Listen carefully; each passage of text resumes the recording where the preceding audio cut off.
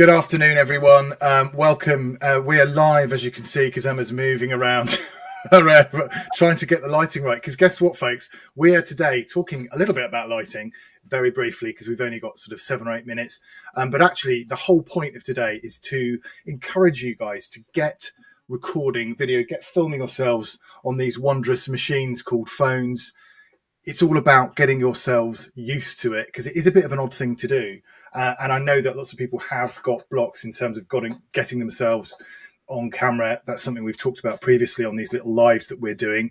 But you really don't need expensive kit to get going recording video. So please, if you're even thinking, and you should all be thinking as business owners, that you need to be doing video, please start just using your phone. And here's a couple of little top tips in terms of using your phone. Set it to HD, which will be somewhere in the settings. Make sure you're filming at 1080 by 1920. So that's high definition, basically, for I don't want to get too techie, but just have a look in the settings, make sure it's that.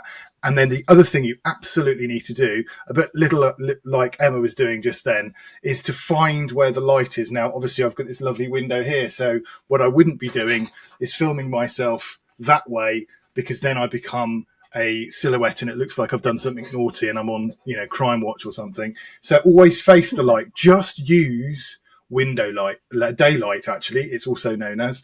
And then quite simply, phone towards me, and the daylight's really, really flattering. And also, as you notice, the camera is slightly above where my eyes are. So it's encouraging me to look slightly up at the camera. I'm sure anyone who takes any Instagram or selfies, you've got all this going on. But it's basically quite flattering, especially if you're of a certain age, like I am. We need all the help we can get. So that's always good. Now, the main thing that I implore you to do is to make sure you get a microphone that is compatible with your phone. I'm an Android person, don't judge me, but if you're an iPhone person, that's absolutely fine.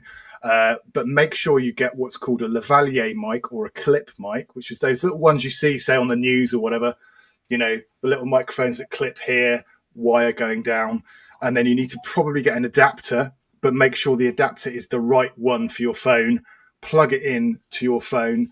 The reason I say that is, don't use the phone microphone, because the phone microphone is designed to pick up all the sounds from everywhere. So you'll hear the dog barking, the plane flying over, and your voice. Whereas if you have a proper little microphone there that's attached near where your voice comes out of, which is normally in your mouth, that will then mean that your voice is loads more present and people can hear what you're talking about. Because if people can't hear what you're saying, they literally will vanish from your live feed or from, your video like that, and they'll never come back, because you only have one chance to make a first impression, as the old expression goes. Emma, have you got what sort of apps and stuff do you use when you're filming yourself? Well, firstly, I was going to say thank you, Jeremy, for explaining all of that, because that kind of thing makes such a difference, doesn't it? And I've done things myself, and then I rewatched the video. I'm like, oh God, why did I sit there, or why did I have that covering me? And I don't do it so much now, but I instantly moved away from the window as we got on here. I'm pleased to hear it doesn't get more techie than that, because I think one of the barriers to doing video creation is all the wires, and to hear actually all you need is a lapel mic, all you need is a phone, and sit somewhere where you're not going to look like you're on Crime Watch. If that's as techie as it gets, that should be accessible for everybody. In terms of the apps that I use, I tend to, and this is probably because I am of a certain age, I tend to use the inbuilt video editing apps within the platforms, because life's too short. For me personally, I'm busy. So TikTok has got an inbuilt video editor. Instagram has. As much as possible, do it within the platform, because it's been researched, it's been designed to help, and it avoids you having to log in and go on your desktop and then email yourself and all that palaver.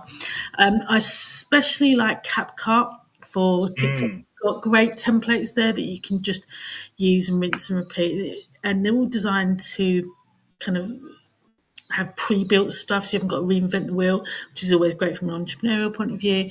InShot, there's some cool AI ones that I use, but where possible, if I can do it on my phone, in app, without making it too complicated, that is what I'm going to choose every single day of the week.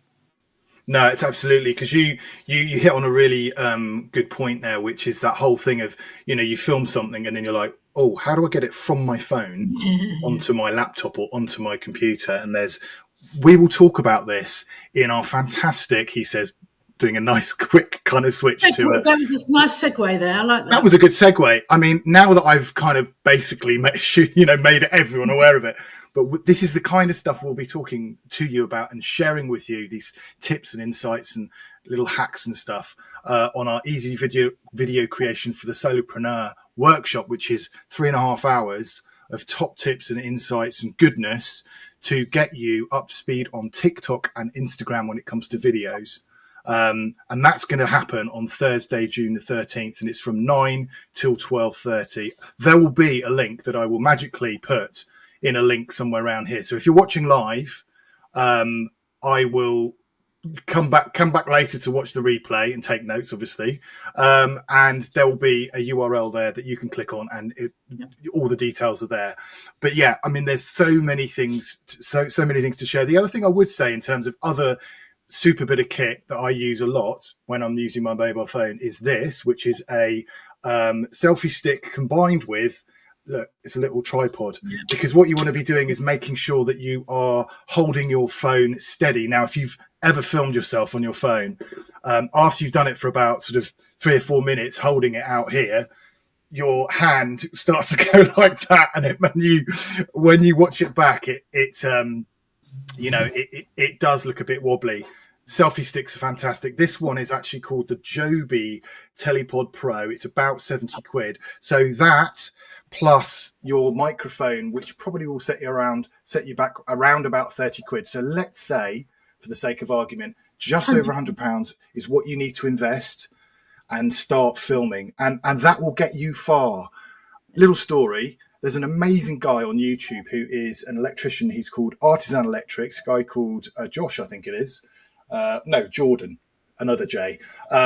He was filming on his phone and just using iMovie on his laptop, because obviously if you're Mac, you get that for free as an editing thing. And it is a fantastic piece of software.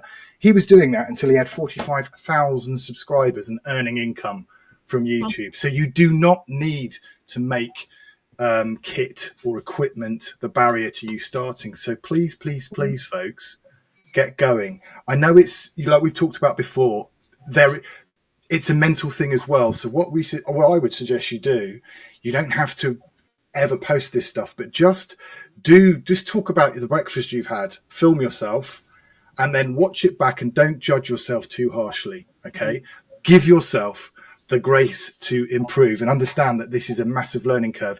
But if you start to do a little bit every day, I tell you what, it really, really gets easier. Folks, that's all we've got time for today. But have a fantastic day. And the question of the day is, let us know in the comments below what software you use. We mentioned loads. The other ones I would say in terms of editing ones, which we've mentioned iMovie.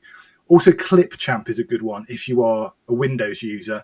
And there's also one which is Filmora, which fits on mobile phones, but also goes to desktop, and it syncs both. So that gets over that whole thing of, I've got something on my phone, footage that's on my phone. How do I get it from there to my laptop? Things like Filmora, iMovie do it, but also so does the Adobe stuff. It all syncs up. So that makes that much less of a headache.